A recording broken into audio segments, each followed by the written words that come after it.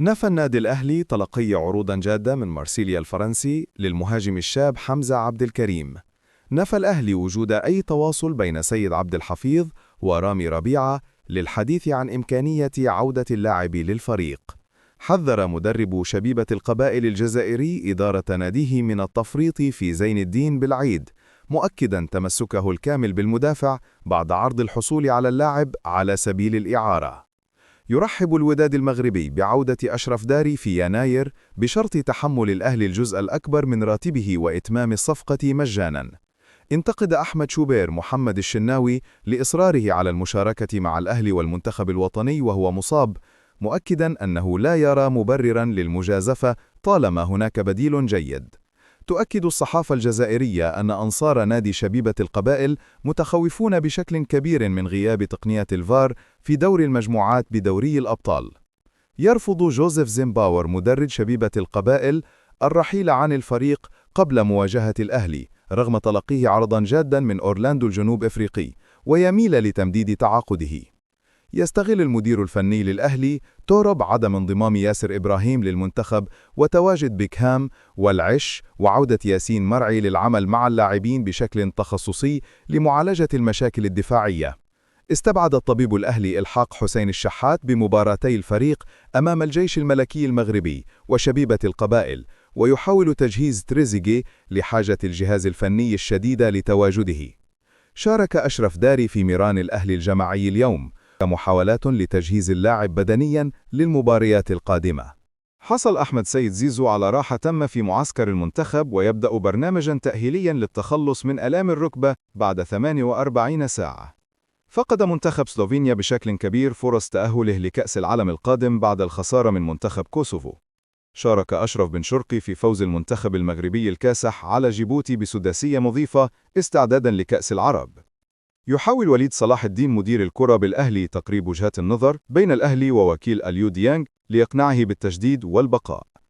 أكد الأهلي أن المهاجم الاسكتلندي روبي يور مرشح بالفعل للانضمام للفريق وقيده تحت السن، لكن لا توجد أي مفاوضات حالية أو استقرار على ضمه. عاد هادي رياض وإياد العسقلاني وعمر فايد لقائمة المدافعين المرشحين للانضمام للأهلي في يناير بسبب رغبة عبد المنعم في البقاء في أوروبا. أكد وسام أبو علي أنه لو عاد لمصر يوما ما فسيكون من خلال النادي الأهلي، نافيا تفاوضه مع بيراميدز ومركزا على التعافي من الإصابة. أكد أمير توفيق الرئيس التنفيذي لنادي أهلي جدة السعودي إمكانية إقامة مباراة ودية بين الأهلي وأهلي جدة الفترات القادمة. نفى اتحاد الكرة وجود أي توجه لإقالة حسام حسن من تدريب المنتخب حال إخفاقه مجددا أمام الرأس الأخضر. وقع نادي الوقر القطري عقدا جديدا مع حمدي فتحي لرغبته في الاحتفاظ به. تلقى محمود بن طايك ظهير أيسر نادي الزمالك عرضا تركيا جيدا، لكن الزمالك لديه تحفظ كبير على التفريط في اللاعب خوفا من عودته للأهلي. أكد نادي الزمالك تمسكه الكامل باللاعب البرازيلي خوان ألفينا ورفضه رحيله للدوري القطري. يدرس الفتح السعودي ضم عبد الرزاق حمد الله بعدما اقترب فيستون مايلي من التجديد لنادي بيراميدز. أجرى الاتحاد الدولي لكرة القدم تعديلاً على نظام مسابقة كرة القدم في الألعاب الأولمبية القادمة لوس أنجلوس 2028 لتصبح مكونة من 12 فريقاً بدلاً من 16، وبذلك يصبح من حق المنتخبات الإفريقية 3 مقاعد فقط بدلاً من 4. يحاول نادي الزمالك تسوية مستحقات فرجاني ساسي التي تسببت في إيقاف القيد لصعوبة سداد الغرامة بالكامل دفعة واحدة. انتقد محمد عبد الجليل منتخب الشباب بعد خروجه من كأس العالم، مؤكدا أن السوشيال ميديا أثرت على تركيز اللاعبين. انتقد محمد عبد الجليل مستوى محمد صلاح مع المنتخب الوطني في مباراة أوزبكستان، مؤكدا أن مستواه بدأ يتأثر بعامل السن مع المنتخب وليفربول. انتقد شريف عبد المنعم مستوى المنتخب الوطني الأول في مباراة أوزبكستان، معتبرا الأداء غير مبشر والخسارة إنذار مبكر قبل كأس الأمم الأفريقية. انتقد ضياء السيد بشدة إعداد المنتخب الوطني لكأس الأمم الأفريقية، مؤكدا أنه كان يجب خوض مباريات أمام منتخبات أفريقية وليس آسيوية.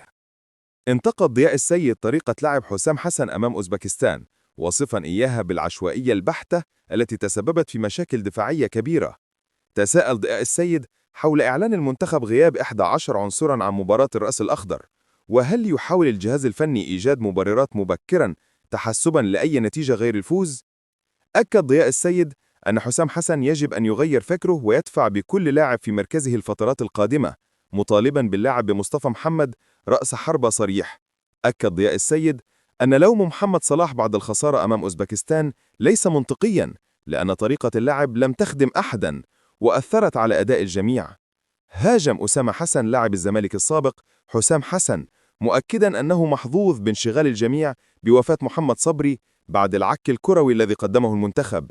أكد أحمد بلال وجود عشوائية كبيرة جدا من الجهاز الفني للمنتخب في الإعداد لكأس الأمم الأفريقية، مستدلا بالمشاركة في بطولة ودية بالإمارات تضم منتخبات من خارج القارة.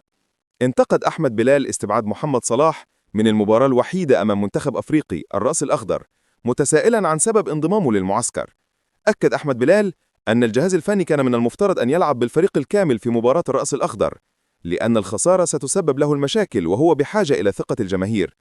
تمنى أحمد بلال أن يعيد حسام حسن حساباته، محذرا أن المنتخب لن يصل بعيدا في كأس الأمم الأفريقية، وأن الفشل في الوصول إلى نصف النهائي على الأقل سيكون فشلا واضحا. أكد أحمد بلال أن مباراة الرأس الأخضر كان يجب أن تكون لإصلاح الأخطاء وليس لراحة المصابين، واصفا أداء المنتخب أمام أوزبكستان بالكارثي. ينتظر الأهلي رد حسين الشحات على العرض المقدم لتجديد تعاقده لمدة موسمين. يواصل ياسين مرعي تنفيذ برنامج التأهيل في مران الأهلي بسبب الإجهاد العضلي، والجهاز الطبي يطالبه بعدم التعجل في نزول التدريبات.